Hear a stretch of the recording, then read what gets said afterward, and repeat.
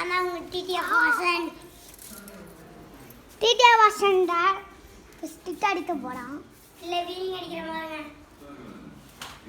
தும்பல அத சுத்துனது தைரியம் மனுக்கு கத்தரினி கேட்டா இது குட்டி டிடிஎஃப் பாப்பா. பின்னாடி போடா.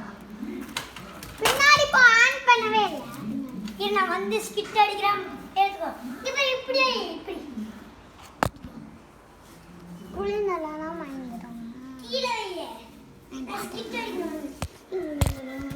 இந்துல கைனா. ஏய் அங்கே போடா. இல்ல இப்படியே போ. நான் ஸ்கிட் அடிக்கிறேன் போடு. என்ன எனக்கு தெரியாதா? தெரியும். நான் வேகமா வருவேன். இங்க அடிச்சுக்கலாமா?